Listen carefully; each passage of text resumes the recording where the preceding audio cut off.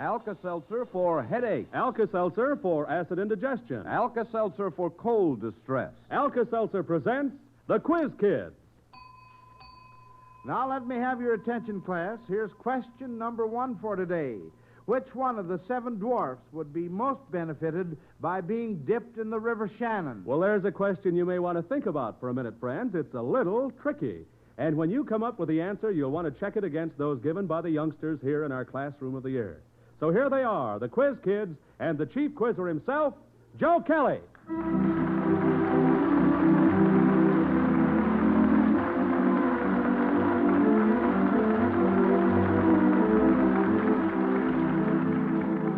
Thank you, Bob Murphy, and hello, everyone. Well, on this first day of spring, so it says here, we're happy to have so many of you folks present in school. Now, we know you're going to enjoy answering questions right along with the youngsters here in class. We have an interesting variety of subjects to take up, and here to consider them, we have first one of our veteran quiz kids, Joel. I'm Joel Kupperman. I'm 12 years old, and I'm a freshman at Roosevelt High School. And then peppy, smiling Patrick.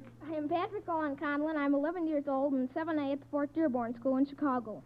Tall and blonde John. I'm John Pollock. I'm 15 years old and a sophomore at Nicholas Son High School. Next, a young lady, a very attractive little brunette, Noreen. I'm Noreen Novick. I'm 15 years old, and I'm in the first year at the University of Chicago College. And finally, our youngest pupil this afternoon, little Julianne. I'm Julianne Hector. I go to Avoca School. I'm 7 years old, and I I live in Wilmette. And you what, honey? I live in Wilmette. Oh, you do? Well, Julianne feels a little gigglish this afternoon, but that's all right. That's to be expected from children. I may get that way before the whole thing's over myself. Well, kids, here we go back to our first question from Mrs. Alice M. Bailey of Woodsville, New Hampshire.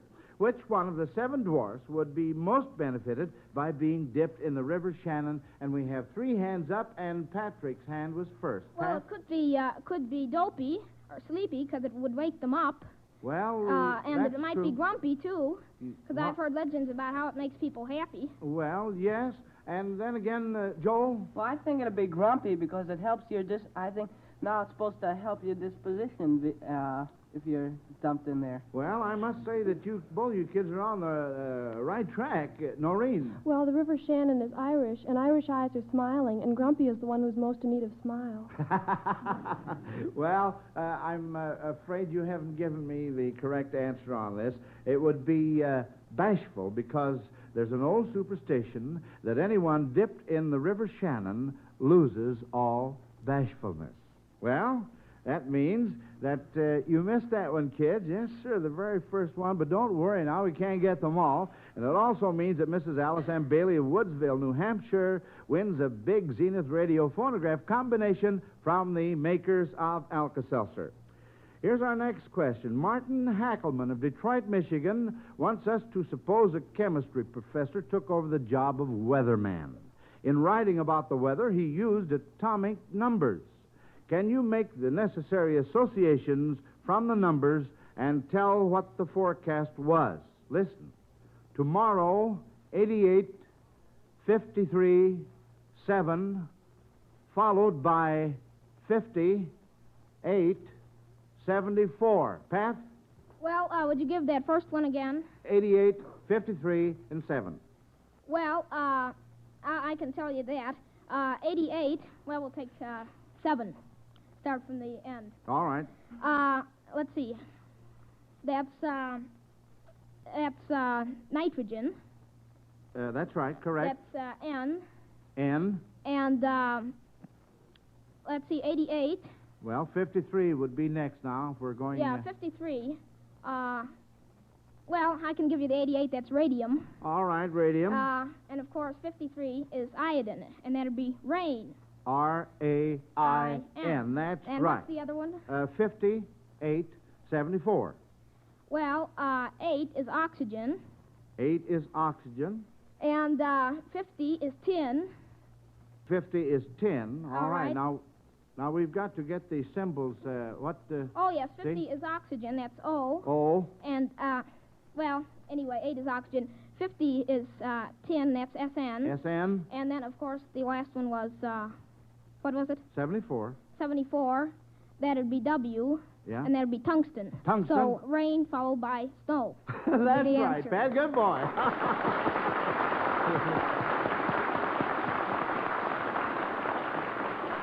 Yes, sirree. Well, that's very, very good for an 11-year-old boy. Good old spring, beautiful spring. Tomorrow, rain followed by snow. If you kids should miss this next question, Alka-Seltzer will send Mrs. Mary Weld of Pueblo, Colorado, one of those magnificent Zenith radio phonograph combinations. The set with 2 Cobra tone arms, one for regular playing records and one for the new long playing records, and 2 FM bands. So we'll see just who wins on this one.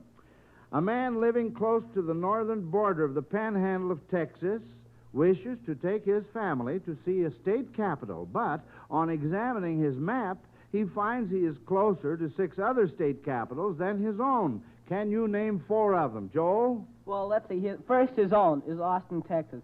Now, the ones he's close to is Santa Fe, New Mexico. Santa Fe. Let's see, Oklahoma City, Oklahoma. Right, that's 2. Let's see, then there's the capital of Kansas, Topeka, Kansas. Topeka is 3. And I think also Colorado. Is what? Denver. Denver's 4. And I think another one would be Nebraska. What The what capital city? of Nebraska What is is it? Lincoln. Lincoln, Nebraska. And another one 5. would be, I think it's Arkansas. No? Wait a second. If it isn't Arkansas, maybe it's Arizona? No. Pat? That'd be Utah. No. What is the Or other? Nevada. Huh? No, I'm sorry. No, well, you've given me the required number. Wait a second. All right, Joel. I think maybe it might be Jefferson City, Missouri. No. Pat? Well, did he name it Louisiana? No, well, Louisiana is out of... Arkansas? No, wait a minute. Now you're going down the line. The other one would be Cheyenne, Wyoming. You see, Austin, Texas, being the capital of Texas, about, 500 miles from the northern border of the Texas Panhandle. And, of course, Santa Fe, about 250 miles. Oklahoma City, 225 miles. Topeka, Kansas, 385. Lincoln, 400. Denver, 300. And Cheyenne, about 385. Well, that's all right, kids.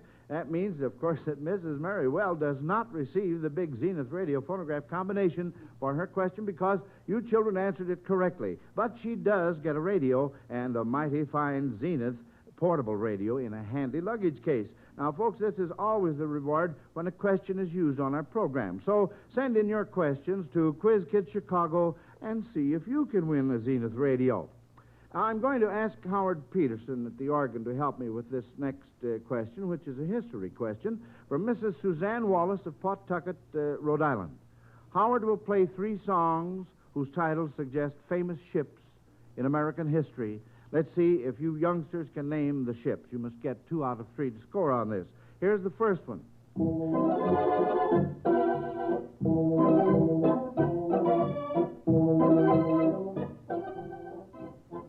Joel? That'd be Open the Door Richard, so that'd be the Bonhomme Richard. That was the ship with which John Paul Jones defeated the British Serapis. It was That's half French and half American. That's correct. That's right, Joel. Very good. Uh-huh. Now let's see if we can get this next one.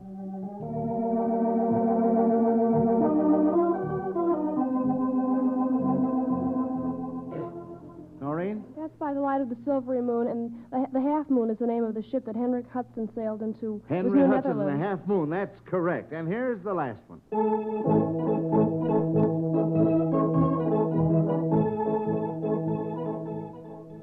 Patrick? Well, that's the flowers that bloom in the spring, tra-la. Yes. And, flowers that should give you a very good clue to the name of this particular ship. Julianne? The Mayflower. The Mayflower, right. Good girl. How do you like that? 7 years old. Yes, sir. 7 years old. And now, Bob Murphy is going to ask this next question. Thanks, Joe. And friends, I would like to ask, have you had a headache lately? Maybe yesterday or the day before, or maybe today. Or perhaps someone in your family has had one. Well, here's the thing to remember whenever headache causes discomfort. Alka-Seltzer can give you fast, effective relief you want and help you feel better in a hurry. Yes, that's what I said, Alka-Seltzer. Now, I wonder how many of you have never tried Alka-Seltzer for headaches. Well, you'll really be amazed how quickly soothing, pleasant-tasting Alka-Seltzer can help you feel better. So next time you have a headache or someone in the family has one, remember Alka-Seltzer. Here's what to do. Just drop 1 or 2 Alka-Seltzer tablets into a glass of water, let it bubble up and fizz, then drink it. A glass of sparkling Alka-Seltzer contains one of the world's most effective pain relievers, sodium acetyl salicylate. Once you've tried it, we believe you'll agree there's nothing quite like Alka-Seltzer. Yes, that's all we want you to do. Try it. Alka-Seltzer will do the rest. Get Alka-Seltzer from any drugstore and take it for fast, effective relief from headache discomfort. And now, children, here's a poetry question from Marion Hall of Dallas, Texas. You kids are to tell who is described in each of these quotations. Here's the first. My good blade carves the casques of men. My tough lance thrusteth sure. My strength is as the strength of 10 because my heart is pure. Noreen? Could that be Parsifal or Sir Launcelot or Hercules? No. You're warm, very warm, Noreen. Joel? I think it'd be Siegfried. No. It sounds like one of Wagner's operas. No, not in this particular case. Noreen again. Oh, well, does it have something to do with Parsifal? No. My good blade carves the casques of men. The last line, because my heart is pure, should give you kids a very good clue. Pat? That's Sir Galahad. Sir Galahad, that's right, from Tennyson, Idol of the King. Whom does this quotation describe? Down the long street she passed with her chaplet of beads and her missal, wearing her Norman cap and her kirtle of blue and the earrings. Noreen? Isn't that Evangeline? That's right, by Longfellow, correct. Here's another quotation. Who's described this time? Nobody heard him and nobody saw. His is a picture you never could draw. Julianne? The Children's Hour. No, honey, no. Oh, who is it? Nobody heard him and nobody saw. His is a picture you never could draw. Pat? Well, that's Mr. Nobody.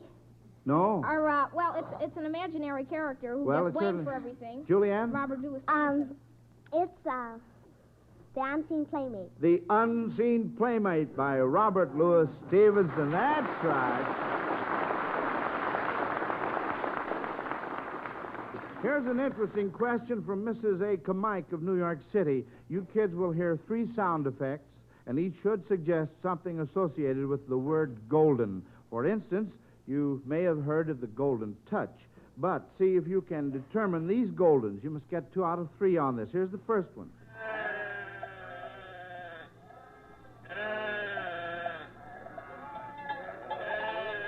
Noreen? Could that be the golden calf in the Bible? No, honey. Joel? The Gold Bug by Edgar Allan Poe. No, John. The golden fleece. The golden fleece, that's right, because the sound effects were the sound of sheep buying. And watch out for this one now, for this is a pun.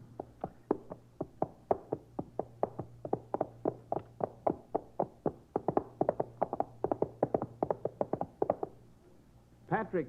Well, would that be the golden horse or the golden hoof? No. No? Well, Joel? it was horses. Maybe the Golden Rain? No. Noreen? All I could think of was Hi-O Silver Away. No, we're speaking in terms of golden instead of silver. I remember I told you this was a pun now, and if I have to tell you what it is, I don't want you to throw anything at me. Do we give up on this? Well, that was really 2 gates of a horse, so, look at that head. All right, Pat, you tell us. Well, if it was 2 gates, the Golden Gate. The Golden Gate, yes. Well, that was a little bit far-fetched. Let's see what we can do with the third part.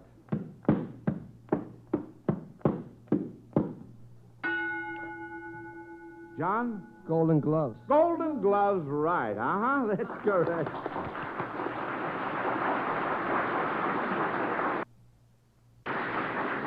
Mrs. Hallie C. Cale of Denver, Colorado, who hasn't too much sympathy with some of the plots found in opera, wants you children to identify these. You must get 2 out of 3 on this to score. Give the name of the opera in which a young lady kicked over a spinning wheel and won a husband.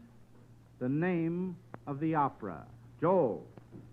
Could it possibly be Louise? No. Because she ran away from her parents and all her work to marry. Well, no. Noreen? Isn't it Martha? Martha. And why did you say Martha, Noreen?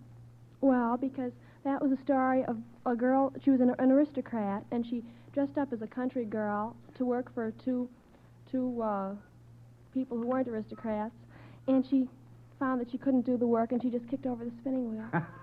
Well, that's good enough for me. Her name incidentally was Nancy, but that's beside the point because I only asked for the name of the opera. Now, give the name of the opera in which a singer followed a donkey into a monastery and became a monk. The name of the opera. Patrick. Well, that was Jean. That's right. And the name of the opera? And I know he was the Juggler of Notre Dame. The Juggler of Notre Dame. That's right. Uh-huh. Now then, give the name of an opera in which one of the characters present at the banquet stopped the music by calling out, "I've heard that song too often." Noreen. That's Don Giovanni. That's right. Absolutely right. Joel? Well, what happened there was Don Giovanni he was a flirt. He had killed the commandant of Seville, and as he was passing the statue in the park, he was in a very good mood, so he invited him to dinner. So the commandant came, and he just condemned him. Uh-huh. That's very good. Leo Perello, the servant of Giovanni, was the one who said, "I've heard that song too often." All right, now, Ross M. Hill of Washington, D.C. reminds us that speeds of 500 miles per hour, or 733 1/3 feet per second, are no longer unusual in aircraft travel.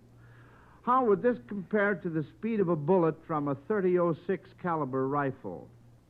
John? Well, I think the velocity of a .30-06 cartridge is about 2,500 feet per second. Well, that's very close. That's very, very close. 2,300. Well, no, now you're getting farther away. I heard you the first time, Well, John. there's a couple of types of .30-06 bullets, so some of them have higher velocities than others. Yes, that's right. The kind of bullet affects the speed, of course. I was thinking in terms of an ordinary 170-grain bullet, which would be around 2,750 feet per second. Now, tell me, which would hit the ground first? A bullet traveling at this rate of speed and traveling horizontally at shoulder height, or a pebble dropped from the same height at the same time the gun was fired? Noreen? They would both fall at the same time. That's right. Both would hit the ground at the same time. Now, Claire Rothfuss of Chicago has suggested a game of anagrams, kids, for this question, which you folks at home can play right along with the quiz kids. The slogan for the Easter Seal campaign this year is, "Every Easter seal you buy helps a crippled child." And you are to see how many words you can make out of the letters found in the 2 words, Easter Seal. Now, that ought to be a lot of fun. And we're going to hand out paper and pencil, and you can go to work on this while Bob Murphy asks another question. Yes, Joe, I'm wondering how many of the folks listening in are prepared to do something about it when they get caught with a cold. Maybe right now you're suffering from the discomfort of a cold, or maybe someone in the family has one. If so, remember Alka-Seltzer and the fast relief it can give from much of that cold discomfort.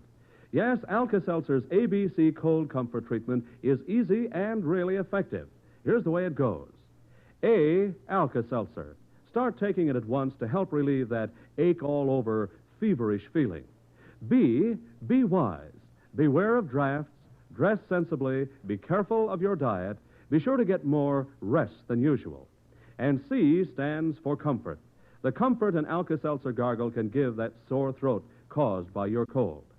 There it is, Alka-Seltzer's ABC Cold Comfort Treatment. As easy as ABC to follow, and you'll certainly welcome the relief it can give. So try it. Remember, when you begin to sniffle and sneeze, start Alka-Seltzer's ABCs.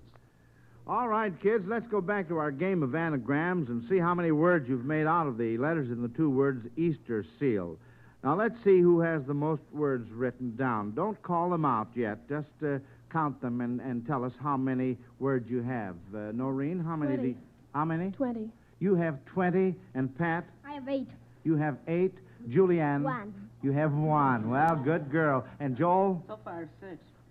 6, did you say? Yes. And John? I have 11. You have 11. Well, Noreen has the I have 22 most. now. Beg pardon? I have 22 now. You have 22. Well, all right. Now, then, you read your list, and you folks at home can check these off and see if you've thought of some that Noreen doesn't have. All right, let's have them, Noreen. Okay, SAT, S-A-T, Teas, T-E-A-S, Teas, T-E-A-S-E, Seats, S-E-A-T-S, and then seat, Lease, L-E-A-S-E, Set, S-E-T, Seal, S-E-A-L, Star, S-T-A-R, Rats, Eat, E-A-T, oh, yes. Then I had eats, too, but that's All right, derivation. continue. At, steel. Oh, you can have two kinds of steels. Yeah, oh, yes. And then the proper name, Esther. And last, lest, seer, S-E-A-R, C, S-E-E, least, and trees. Well, that's fine. 22. Now, how do you like that?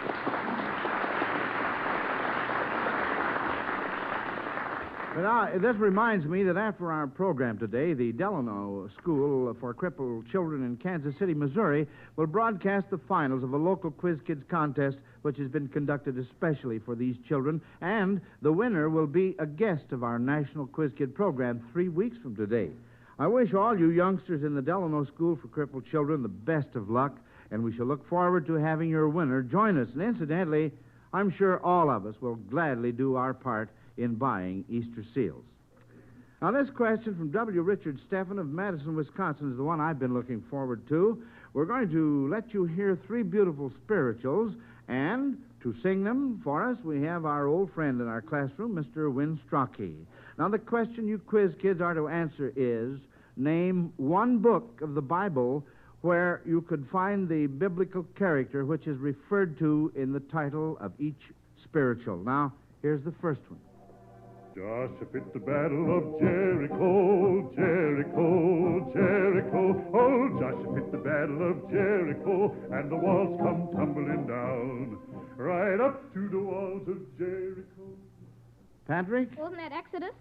Book of Exodus? Fine. Joshua, he led the Hebrews into Canaan. That's And right, all right. I Let's think see there's what another one, isn't there? Oh, yes. In Genesis. What? No. No? No. Leviticus. No. Exodus, Joel. Well, there's a book named after him, Joshua, and I think maybe he's mentioned in Judges, too, though I'm not sure. No, not in Judges. Well, then that'd be all. Noreen? Well, Joshua, when translated into Greek, I believe, becomes Jesus.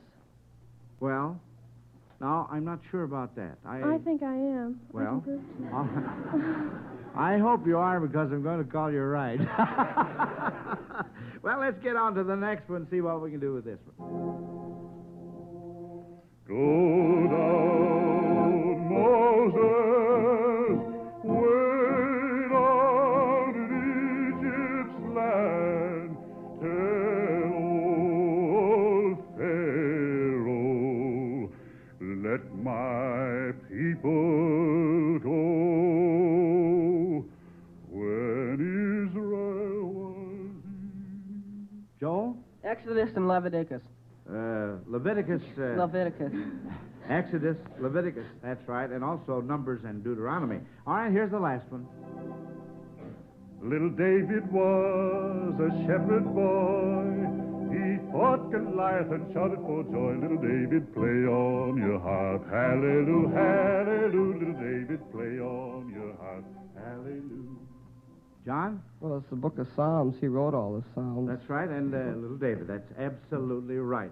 Well, Win, we want to thank you for a nice job. We enjoyed it very, very much. Thank you.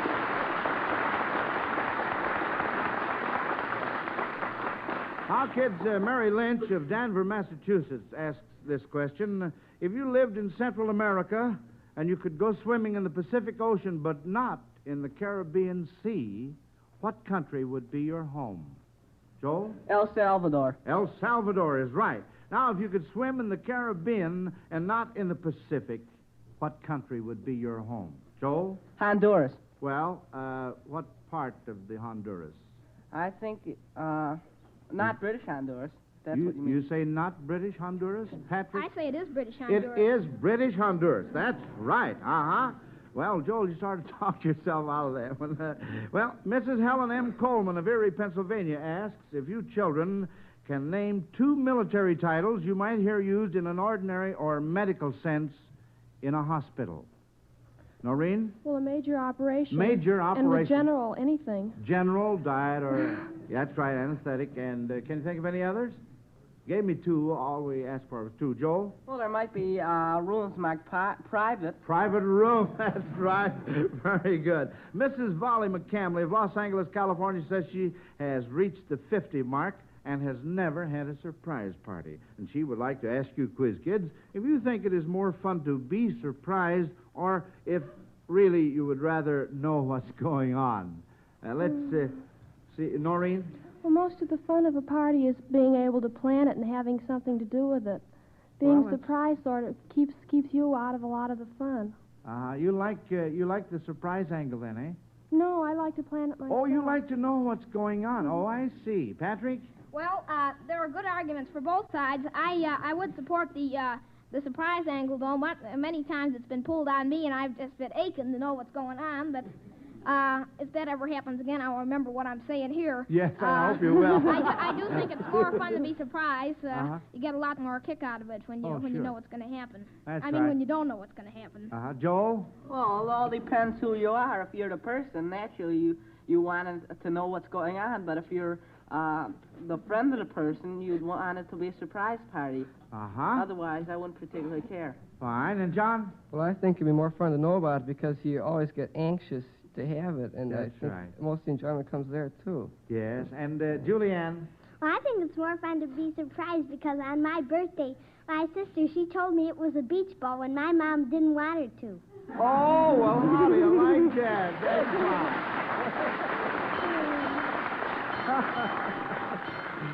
Well, you all heard the school bell, and that means this next question is for the judges. Yes, we're all anxious to learn who won this afternoon, and while we give the judges a minute to total the scores, here's a reminder. At 7, at 12, at 6. Mealtime in America and vitamin time. Yes, put that one-a-day brand multiple vitamin bottle on the table and see to it that every member of your family takes a one-a-day brand multiple vitamin capsule. Don't take chances. Government surveys show that the meals of 3 out of 4 persons are short on vitamins. So don't take chances that your daily diet is short on essential vitamins. Be on the safe side. Take one-a-day brand multiple vitamin capsules. 60 capsules, only $2. Remember, mealtime is vitamin time. Take one-a-day brand multiple vitamin capsules. Well, Quiz Kids, I have your report cards now, but before I read your grades, let me remind you that whether you win or lose, you will each receive a $100 savings bond from the makers of Alka-Seltzer to help you with your future education. Now then, the judges say that as a class you missed one question today, and after taking into consideration your age as well as the number of correct answers you gave, they report that Joel was first, Patrick second, and Noreen third. And that means that we'll see you 3 back at your desks next Sunday. And here to compete with you, we're going to have Naomi Cooks, age 11, and a brand new quiz kid, Arnold Stoper, age 10. We'll be calling roll at the same time next week, friends, and we hope you'll all be present in school. Until next Sunday, then, this is Joe Kelly dismissing the quiz kids. Goodbye, kids. Bye, Mr. Kelly.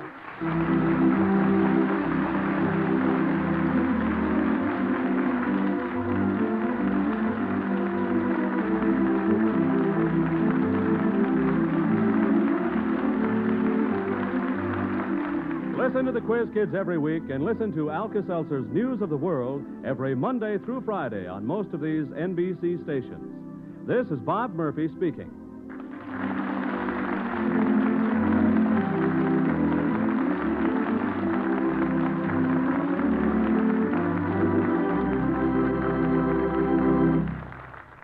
This is NBC, the national broadcasting company.